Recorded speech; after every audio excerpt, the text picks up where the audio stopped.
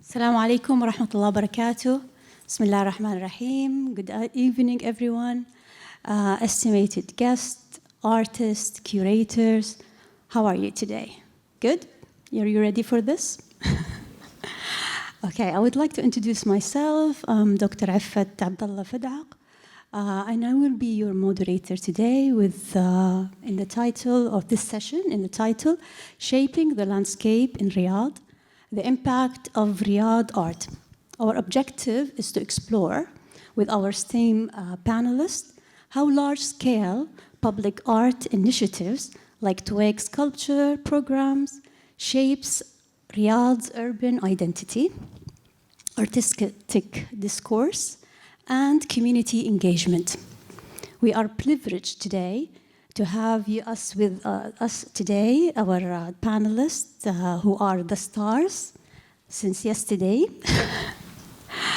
that have been instrumental in elevating Riyadh cultural landscape. Their combined expertise and visionary leadership promised to enrich our dialogue and provide us with a profound insight into the ongoing elevation of public art. I'm honored to present Omar Al-Break. Hello, Omar. He's a director, curator, a champion of public art. Omar leadership in Riyadh Art program has positioned the initiatives as one of the most ambitious public art globally. His dedication to fostering collaboration between artists and creatives around the kingdom and globally has been seen not just in Riyadh, but also in Ula and around the kingdom. And of course, with us today, as you can see, Sara Arwaita, our visionary director of this beautiful sculpture program, whose work has profoundly influenced and the integration of public art within Riyadh as driving force behind the Tuwaiq Sculpture program. Sarah has instrumental and cultivated a vibrant, dynamic public art scene in the kingdom, and especially in Riyadh, of course.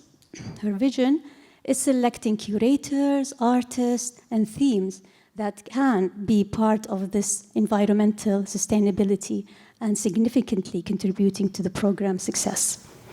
Welcome to you both. So, public art plays a crucial role in shaping the city's identity, fostering dialogues and curating shared experience.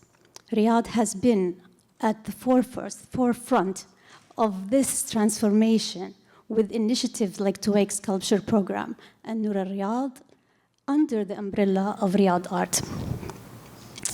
Okay, are you ready? Let's begin to understand the vision behind these projects, and especially under the umbrella of Riyadh Art. I will take maybe 45 minutes for these questions, and maybe I'll open the floor for 15 minutes for anybody who wants to be part of this. And it's a very simple dialogue and conversation. So if anybody wants, at the meantime, ask something, you can be also part of this dialogue. So Sarah, as a driving force behind the Tuwaiq Sculpture program, how do you define its role in Riyadh's evolving cultural landscape? What guiding principles shape the selection of curation and theme through the experience of different editions in Riyadh Sculpture? Hi. So let me just start by saying that Tuwaiq is not only about the sculptures, but about creating a community within. We're very keen on creating and sustaining a community of intellectuals, cultural exchange, and artistic exchange. So Tuwaiq is way beyond creating sculptures. It's creating visions, it's making visions come to life, and it's also about being part of a community. Now, Tuwaiq has so far impacted so many creatives, so many individuals. We have more than 100 artworks created until today. Because this is the 6th edition of Tuwaiq Sculpture, we've already relocated so many of them in the historical center. And I believe this is just the beginning of us. How Tuwaiq impacts the landscape of Riyadh is by creating a legacy. Tuwaiq is a legacy program under the umbrella of Riyadh Art, and it's not only creating collections of sculptures, but it's creating what the city needs to beautify it, let's say. And when relocating these sculptures in different areas across the city, we keep in mind so many aspects. I know that a lot of people are going to say, you know, we've only relocated 35 sculptures, what about the rest? But what so many don't know is that we take into consideration so many aspects, so many stakeholders come in mind, and we exchange with a lot of stakeholders. I think sculpture is a very old thing that we've had across generations, but is somehow still new to certain people's perspectives. So when placing a sculpture in a public space, you're going to have to keep in mind how people would react to that sculpture. So we keep in mind what kind of audience are receiving these sculptures. And it really differs from one edition to another. But I think Tuwaiq mainly not only impacts artists, but also it impacts the public in a way that they get to see the creation of these sculptures. It gives them a feel of, I can do it too, which I think is beautiful, because rarely you can see the creation of an art piece, especially as hard as creating a 5-meter, 4-meter high sculpture. I mean, when I was young, I used to go to museums and I used to see all these Greek made sculptures, and I used to think, you know, how can someone actually make this using their hands? This is impossible. But when you see it in front of your eyes, it makes it not easy, but it makes it possible for you. You know, if they can do it, so can I. Why not? Great, beautiful. Omar, from your perspective as a director of public art, how do you define Riyadh art? It's a very interesting question that many, I hope, in this room know more about. But Riyadh Art Program was launched in 2019 by His Majesty King Salman bin Abdulaziz, and obviously under the vision of the Crown Prince Mohammed bin Salman. And the program was part of multiple initiatives that were created as mega programs. Ever since the master plan was approved and many programs came to life, one of them is Tuwaiq Sculpture Symposium, Noor Riyadh is one of them. So we have these 2 festivals that happen on a yearly basis, one that happens in November and one that happens in February. January and February. To be specific, our longer vision is to literally enable the city beyond its current standing. Our vision is to foster and be a creative powerhouse of creativity. And we're doing that by working on commissioned artworks, commissioning programs that are completely different and universal in what we do. You'll see behind us a couple of slides that of programs that have existed in the past couple of years, but also you'll be seeing in the very near future many of our programs that are coming to life. We're currently going through a small re-strategy or revamp of a strategy of positioning ourselves. We have projects that focus on metro. I believe we will delve into that shortly. We will also focus on programs related to gateways and entry points. And also there are programs trying to highlight the iconism of what we are doing in terms of transformation and the cultural transformation that the kingdom is undergoing. I hope that answers the question. Beautifully. Thank you very much. And I'm trying to ask you both, with these ambitious, that we can see in the slide, these ambitious projects and huge sculpture, how do you define, or not how do you allocate yourself in a global international aspect, bringing through the identity of Saudi Arabia in terms of perspective, in terms of culture, and also contemporary art aspect in it?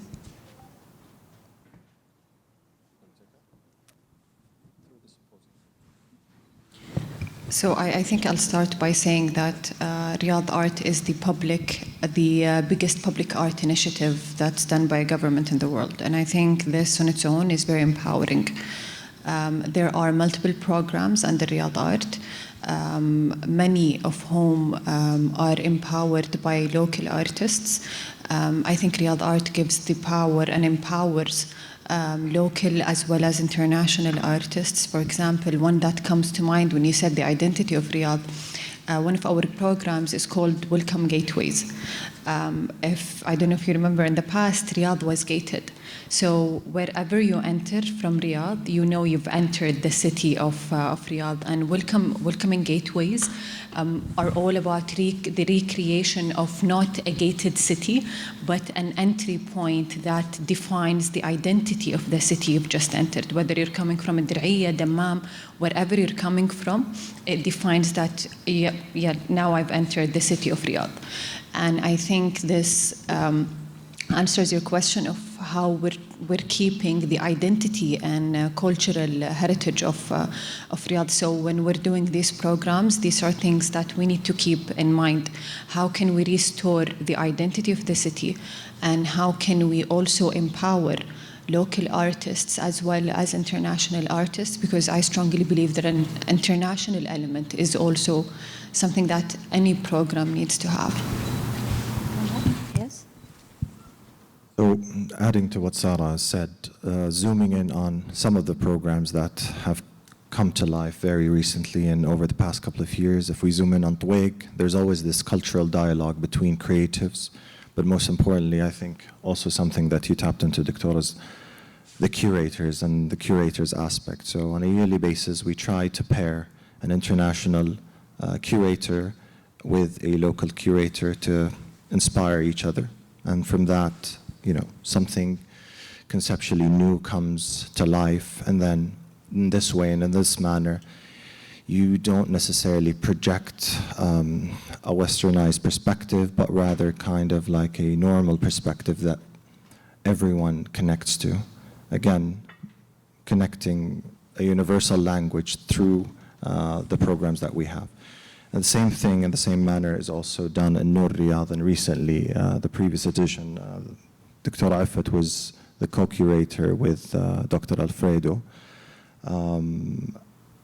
You have that as a resonating example of how we do our programs and how we're trying to differentiate ourselves by preserving what we have, but also modernizing in a very respectful manner, so to speak.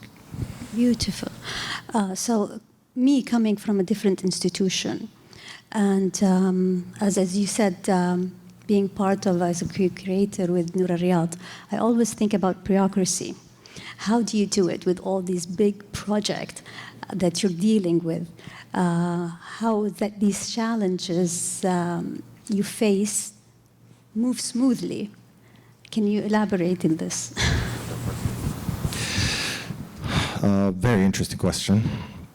I think I've recently spoken to a couple of curators and artistic directors from all over the world, and this is a challenging aspect, especially in the public art realm. It's not easy to position yourself in a public realm in any given country, and we're not going to specify any country here. But there's always a spatial issue, whether it's rental, whether it's pinpointing a stakeholder, and then this process on its own takes a really long time in terms of placement and, the easiness of doing business or work in that particular project. So I think in our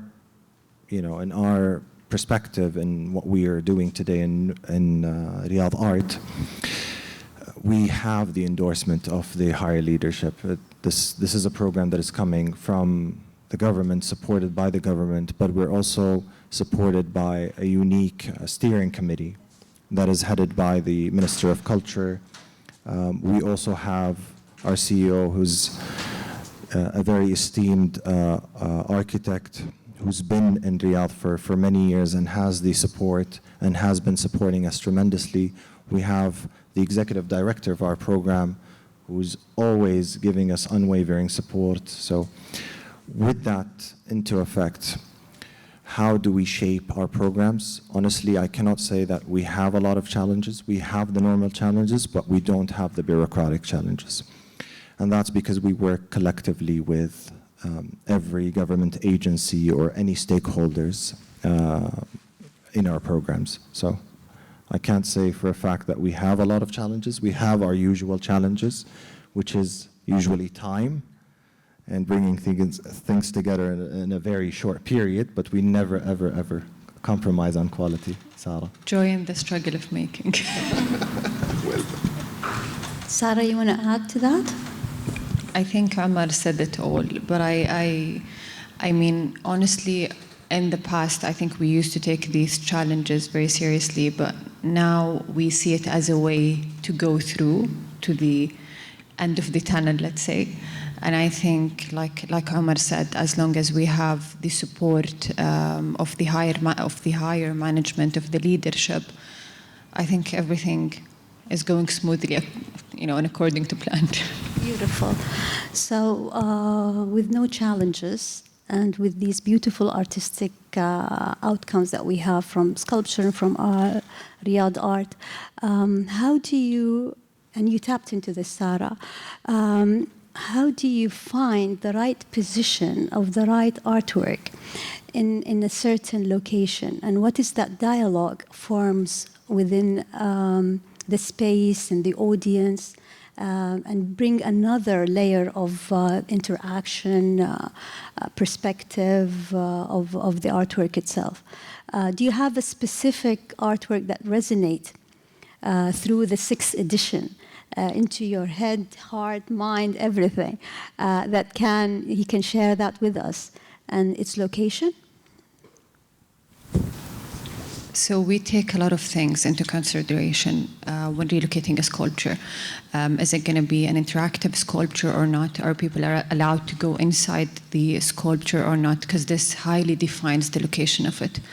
Whether it's going to be inside of a park, or if it's going to be outside a metro station, or if it's going to be in a public area, such as Roshan Front, for example.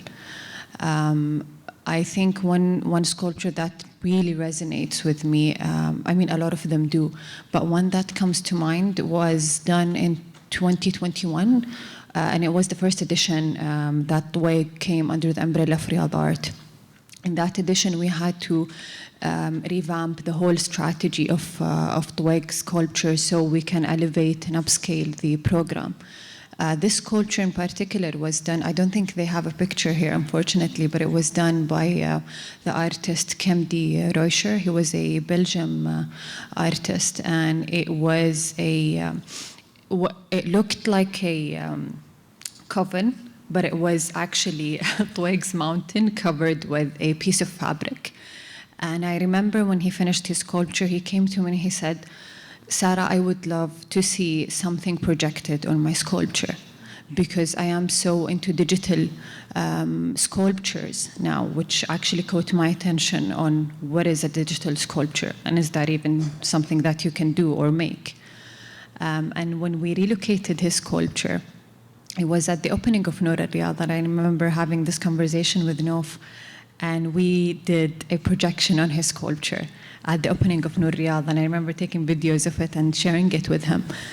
And I think it looked beautiful. So when we relocate the sculptures, we try as much as we can to take into consideration what the artist's vision is. Another thing that comes to mind is another sculpture that was done by Carlos Monch.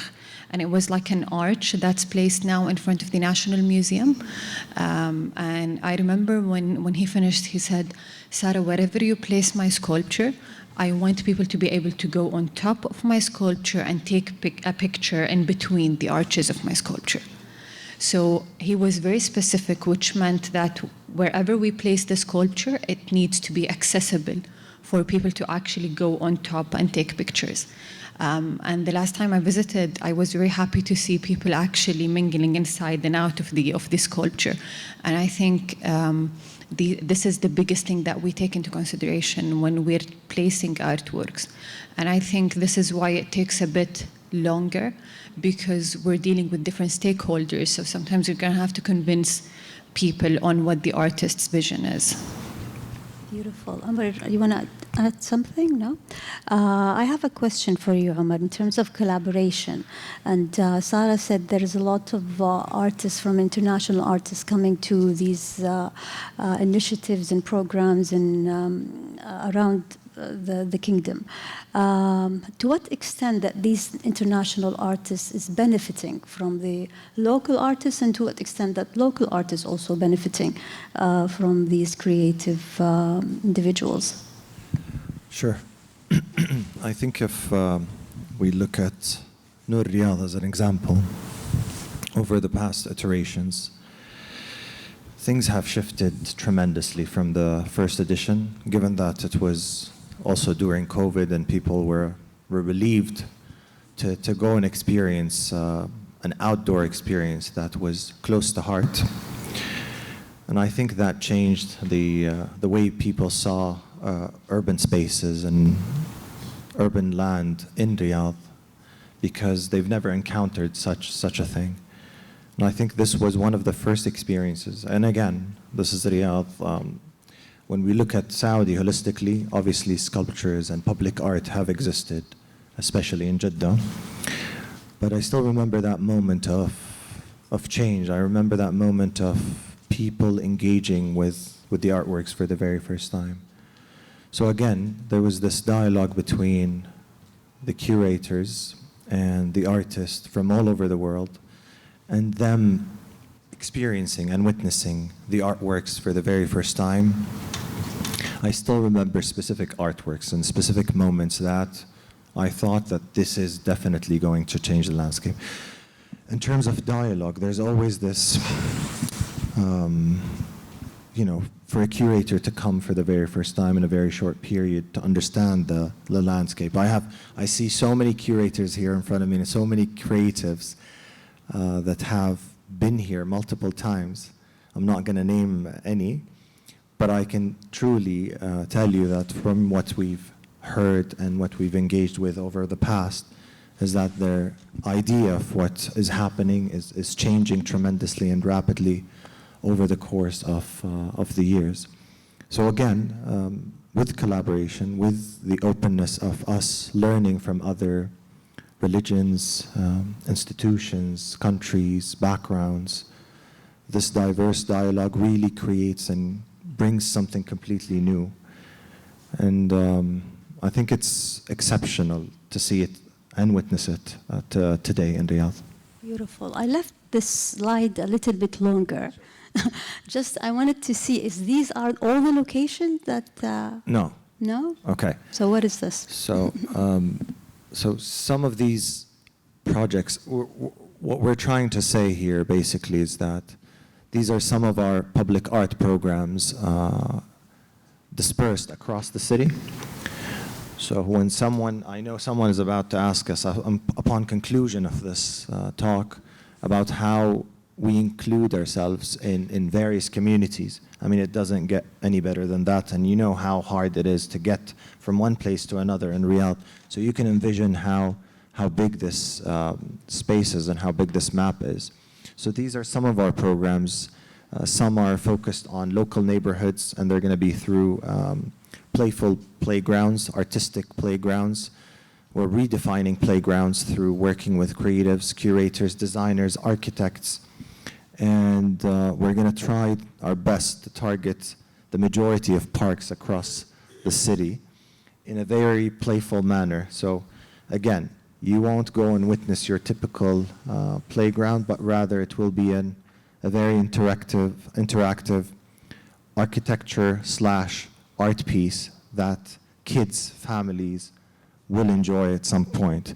So again, these are some of our programs dispersed across the city, but it's also more than that because some circles actually represent a larger diameter of the zone that it's in. So Sarah, how do we, the maintenance or the of the artworks distributed and all of that, how do you look at it and how do you strategize all this in terms of Tuwaiq and then in terms of art, Riyadh art? You said maintenance, right? So we have different maintenance contracts under Riyadh Art where we try to maintain these sculptures. For example, now we're trying to start new initiatives where we restore some of the already relocated sculptures that were in the past, in the first 2 years of Tuwaiq Sculpture. But I also want to add one point to the map is that we strategically place different programs across the city. For example, one of the programs that we're placing is the recreation of pedestrian bridges with the help of the artists as well as architects, because Riyadh Art does not only empower artists, but it also empowers architects and designers. And when we were working on the plan for these pedestrian bridges, what we did is that we selected the areas where most accidents happen because of the crossings of the roads. So when we place our programs, we strategically think of these locations. To go back to your question regarding the maintenance, like I mentioned, we have different contracts to maintain the artworks. And I mean, in Tuwaiq's perspective, the artworks are made of stone, so it's only very little to maintain, really. So, yeah. Omar, you're okay? Covered? Okay.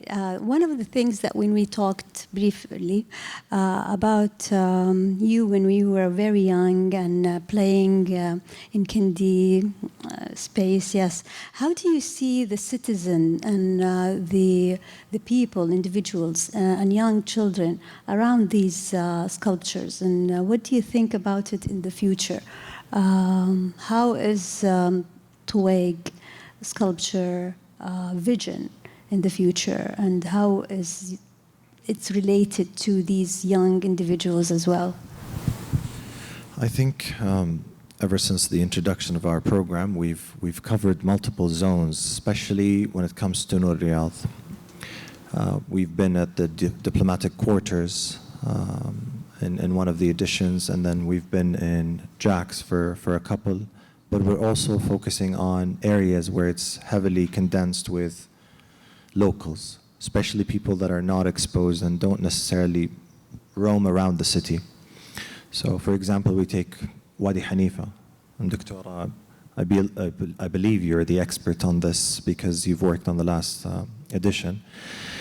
Honestly, seeing, people that usually camp and engage in public spaces, I think what we did, at least in that edition, has redefined how people engage with art, how people interact with art, and how people are understanding art. And I think it's a growing movement for everyone, and not just necessarily people from Riyadh. It's for residents and people traveling from all over the world. And just seeing this harmony where you see someone who's lighting a fire or a bonfire and having a marshmallow or chatting with his children, and then there's a sculpture in the background without any restrictions, without any limitations. I think it's quite rare, and it's changing our perspective as to how we see art, how we're trying to be as inclusive as possible and not limiting, because many perspectives across the globe perceive public art in a very niche way where it's completely isolated, completely disconnected from audiences.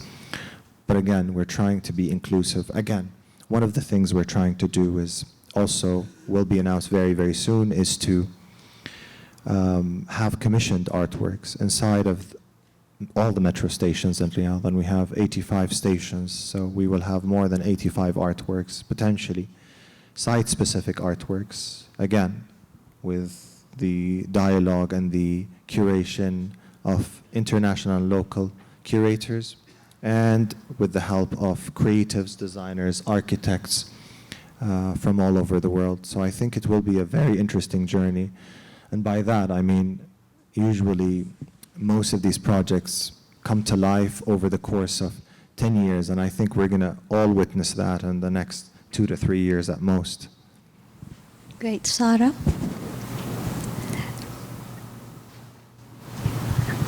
What was the question? I'm going to ask you another question. So maybe also Omar tapped into it, and since the metro is open, 3 months ago, is it? Or 2? 3? 3 months 3 ago. months ago. With the beautiful sculpture that we can see here in Tuwaiq space, do you think that we can see also some of these sculpture within the metro area, indoor, not just indoor, not just outdoor?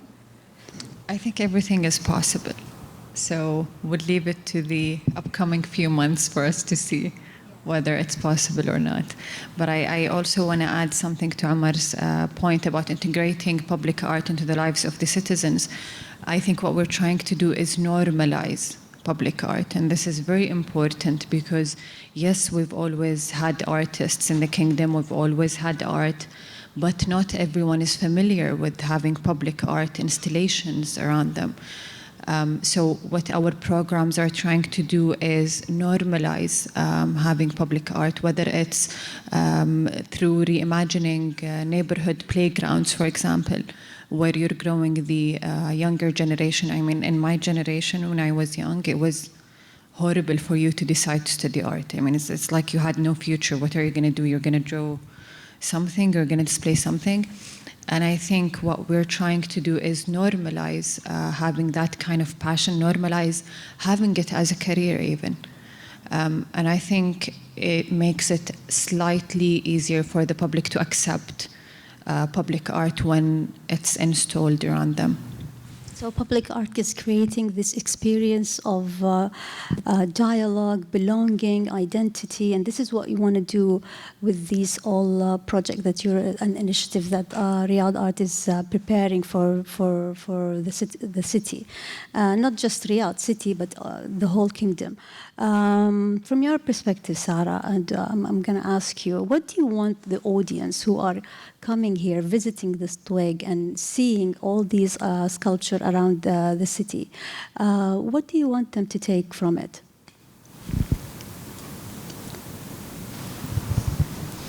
I want them to know that everything is possible. And if you put your mind to something, you can do it. And if someone can do it, so can you. And I also want them to understand that art is beautiful, and it's beautiful for you to interact with art. I mean, and again, I keep saying this, but growing up, I used to love to feel the textures, to touch the art pieces, and I used to, and I'm sorry to say this, but I used to hate it when artists tell me, no, don't touch this, don't touch that. So I'm always that naughty kid who would go around touching and experiencing. And I think Tuwaiq is a way of expression. It's a movement where you can not only express yourself, but also showcase it to others and explain it to others. I think it's beautiful for the artists to interact with the visitors, and it's an experience that you don't find anywhere else. You're not only witnessing the creative process, but you're also interacting with the creative who's creating that beautiful, magnificent sculpture. And for you to interact with both the piece as well as the artist is an experience like no other. So what I want people and visitors to get from Tuwaiq is an experience, a feeling, and a passion for something that they might be into. This year we had our apprenticeship program, and I was very surprised to see that a lot of the trainees or interns that we had who were under the mentorship of the artists created magnificent sculptures, and they're all displayed at the small gallery that we have there. None of them has ever held a grinder in their life. And I think when they first started, some of them were a bit scared because it's not an easy process. But the moment you get into it, you can create magnificent pieces. And I think it created a beautiful experience like no other. Beautiful. Omar, if you could envision one last impact of Riyadh art within 20 years from now, what is it? What is that would be?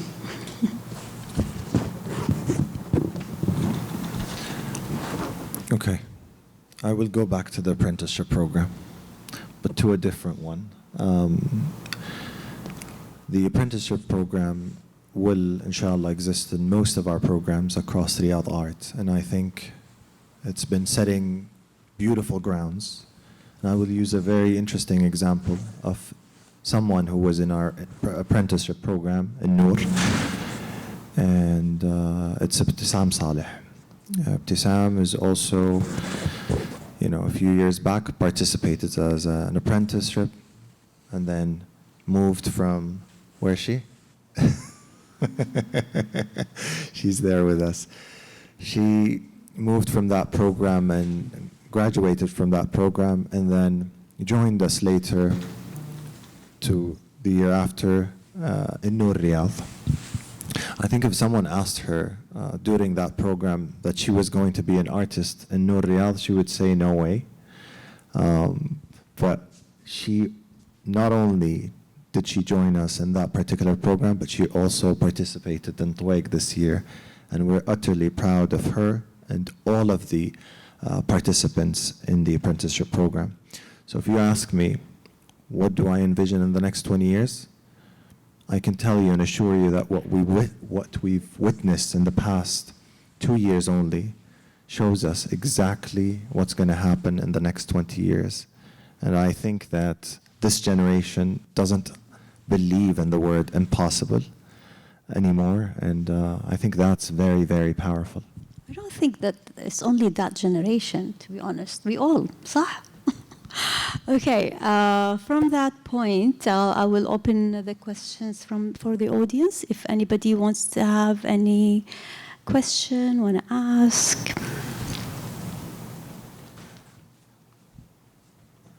Yeah. No? Yes, great. Come on, Safwan.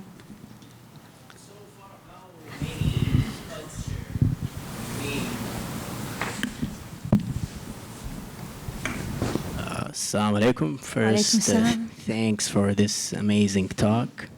It's very inspirational.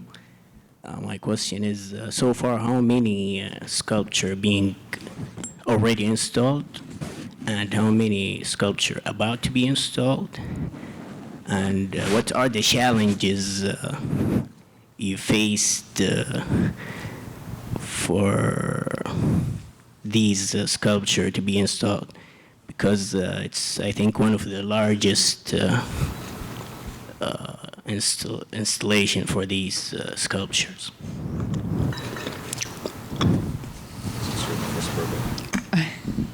Total. Hi. صح? Yeah.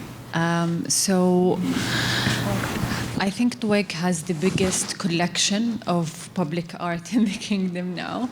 But so far we've relocated 35 sculptures. We have more than 50 sculptures to go. I think many of the challenges we face is dealing with different stakeholders. When you're relocating sculptures, you're going to have to convince different stakeholders to relocate the sculptures in the right areas. And I think also we're having challenges with the newly upcoming projects, because honestly, Riyadh is really growing. And every time we decide on a location, something either happens, either they're going to do a project there, and we're very specific when relocating a sculpture. So for example, one of the sculptures that we're currently relocating is George Badawi's. Of course, along so many others, but I'm bringing him as an example because he was from the previous years, Tuwaiq 2024, and his sculpture is a very interactive piece. So it has steps where you can actually go on the steps, you can go around the sculpture, and it's a very beautiful interactive piece.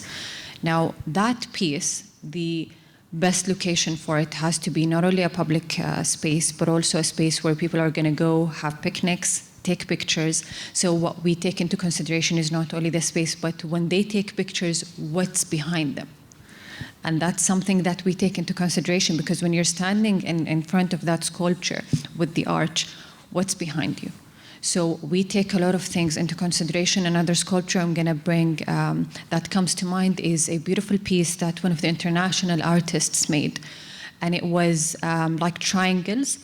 And the shadow of these triangles, because they were positioned in different shapes, different angles, it points towards Mecca.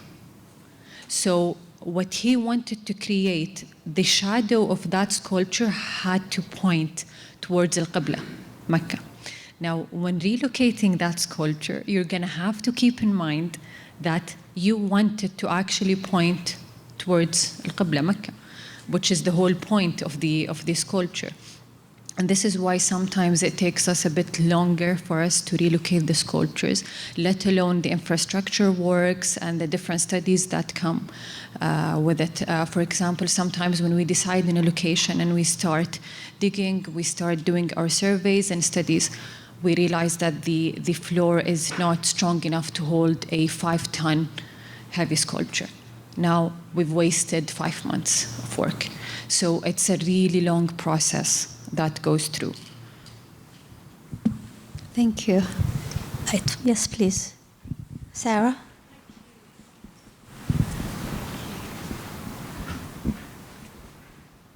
Is this on? Yes. Thank you so much for a fascinating talk. There's so many aspects that I'm considering, and I'm overwhelmed with the ambition of the project. I particularly wanted to ask some questions about the threshold sculptures, the gateways coming into the city, because I think that's such a fantastic concept. I'm not sure if they were marked on the map we saw with blue dots, or if that wasn't the case.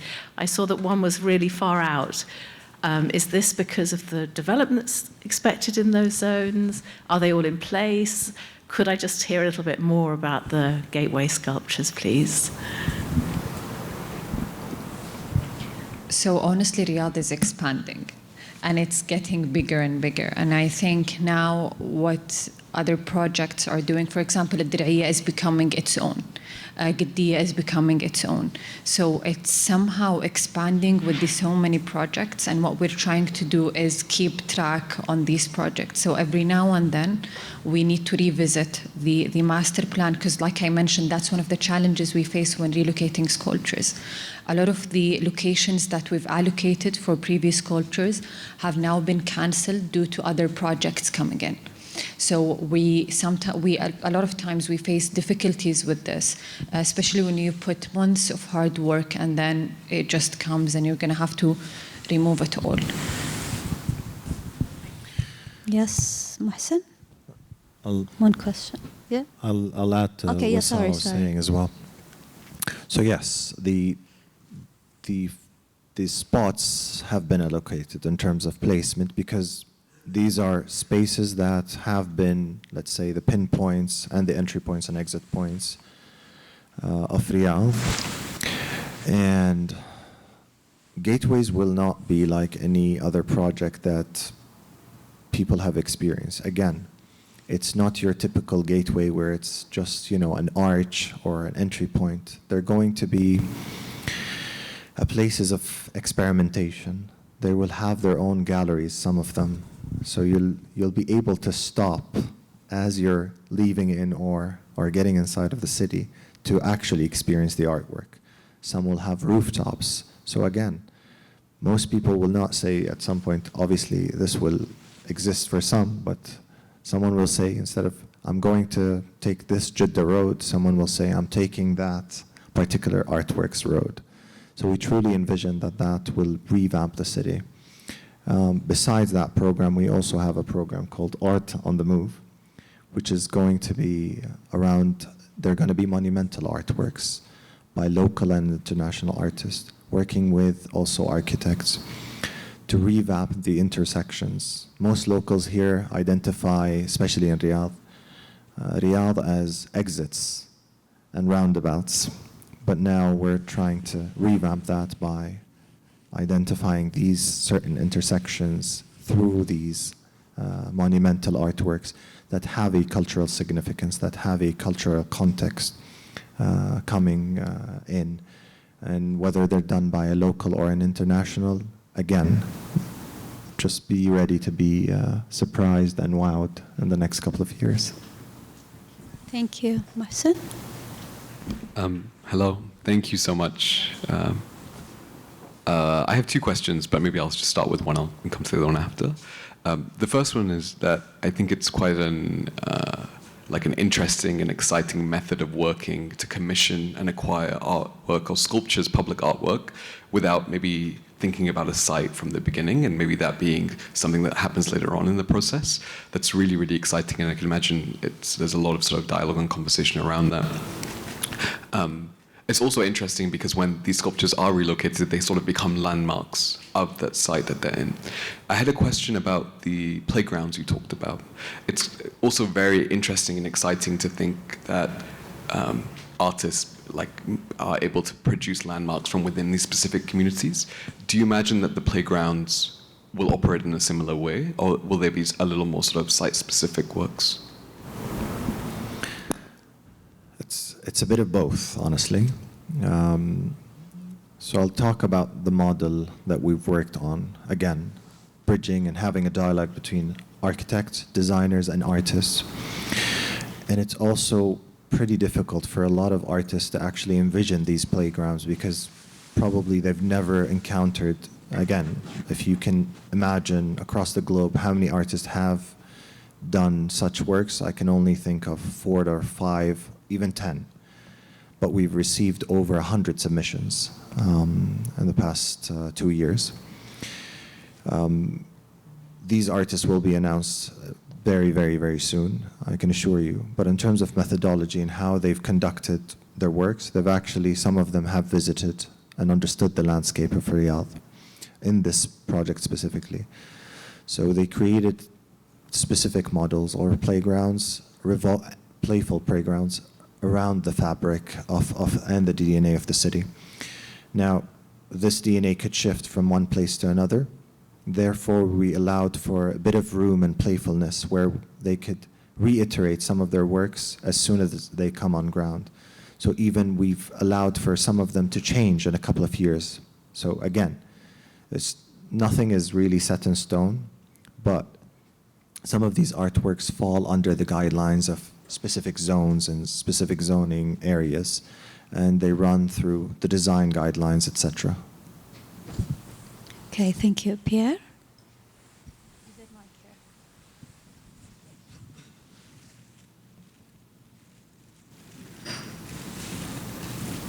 Here.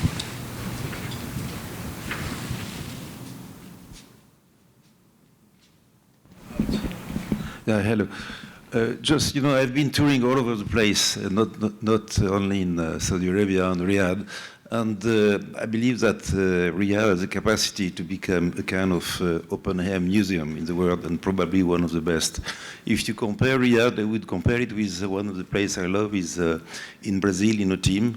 Inotim is a public museum, and it's probably one of the first open-air museums. They have 1,000 pieces, and if we compare today with Riyadh, you mentioned that you already have 500 artworks, which is quite good, and which is amazing that you did it you did the Tuwaiq Sculpture this year with 3 weeks and a half, if I understood well, and which is quite amazing. Then one of my questions would be, you're talking, about public funding.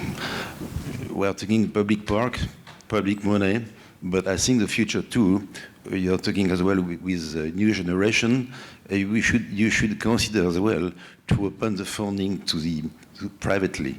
And that's what happened in Brazil. In Brazil, they have no cash, no money, even though it's a very rich country, but I can guarantee you all the funding of Inotim has been done by private funding. And I think this could be a good issue for you to enhance, to foster all the dialogues with the young generations.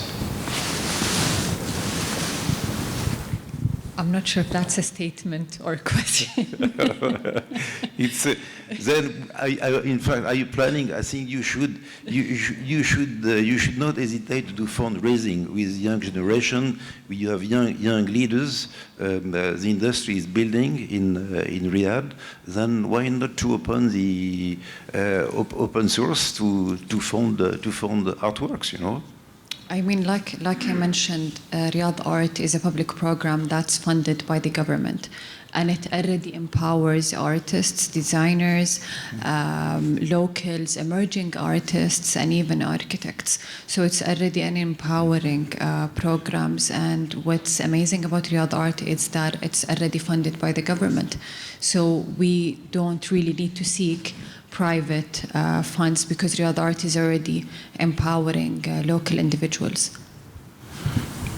Just to add to what Sarah was saying, but recently we're also looking at points where we can also save government funding by allocating it to other projects.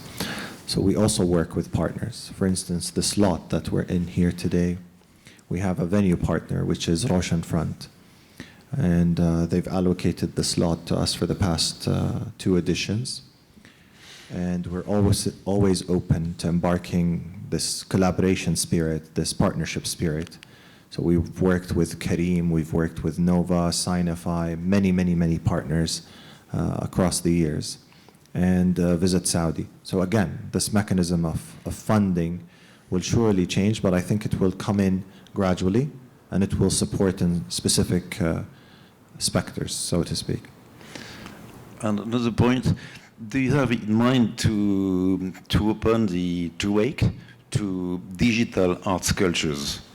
Because you know we have passion for digital, and definitely it doesn't cost you a lot of money as well. You know, you can have nano sculpture to monumental sculpture of 18 or 20 meters. It doesn't no difference at all. You just need I think you have all the equipment for the casting. Then digital should be a source as well. That's actually so interesting because I've been very interested in digital sculpture, and it's something that we're actually looking into because every year we try to upscale Tuwaiq while also keeping in mind that Tuwaiq is all about the journey of creation. So unless we can provide that journey of creation to the public, and that's the vision of Tuwaiq, is to provide that journey to the public. But digital sculpture is something I've always been very keen on, very interested in since 2021. And it's something we're definitely looking into, but I think these things might take a bit of time for the execution because, like you said, it's not something easy. I know that in the newly opened Diriyah Museum, they have a 3D printed sculpture, a huge 3D printed sculpture that I'm so jealous of. But it's something that we're also looking into. So how can we create the same experience using different materials, using different mediums, using also different techniques, whether it's 3D printing, whether it's digital sculpting, or whether it's mixing both of them. So that's also something we're looking at. And one last thing. So Pierre also touched on a very important point. There will be an announcement of a new program that we're working on and a project that we've worked on together collectively that is completely funded by a partner that will also be announced. And we did not cover anything, honestly. The curation came from our end. The work and artworks placement came from our end. So this is a model that is an experimentation, but it's honestly a very remarkable kind of experience, let's say. Okay, just one more question before we close. There's a lot of questions from the public and from the individuals. How can they, or how can people enroll and be part of Tuwaiq art sculpture and Riyadh art? So I'll answer for Tuwaiq. So each year we launch an open call for the, let's say, for everyone to apply to. We have certain criteria that artists will need to stick to. Every year we launch a new theme with new curators and a new jury panel. We are very strict when it comes to the selection. We are very strict when it comes to the selection of the jury panel. We never take our selection lightly. I know a lot of artists could be upset that they were not selected, or they can feel that they're not given the opportunities. But I would urge artists to also keep in mind that we received more than 750 applications. This is what we received for this year, each in which submitted 2 proposals.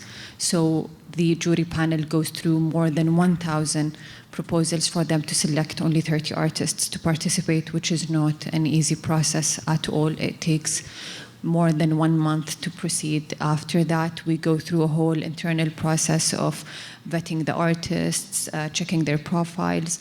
So it's really a very strict process that we have, but we also try to be open and to show the public that we're very transparent when selecting the artists. We announce our jury panel members. Every year we change the jury panel members for trying to be, let's say, to be more fair to the artists and not to make it, and not to make anything personal when it comes to the selection. We try to mix between local and international jurors to assure the artists of a transparent selection. Thank you very much. With this, I think we've finished. So public art plays a very big role in creating and shaping the city's identity, creating dialogue, and creating shared experiences. This is what you're doing, and this is what we are experiencing. Thank you very much, Sarah, and thank you very much, Hamad. Thank you very much for being part of this. Thank you.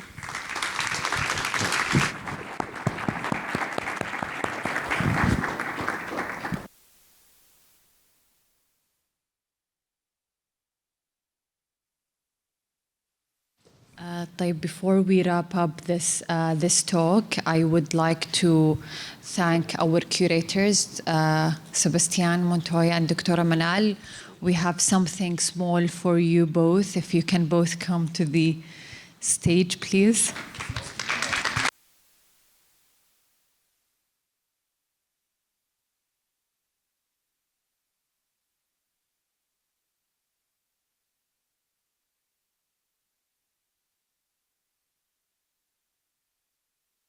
So these are one-of-one art pieces that were made by the artist Tuwaiq Wasil, who is a very renowned Saudi artist. These are original artworks. This is for Sebastian, and this is for Dr. Manal. These were made from the same stones that the artists used at the symposium. So these are made of granite as well as metal. Wow.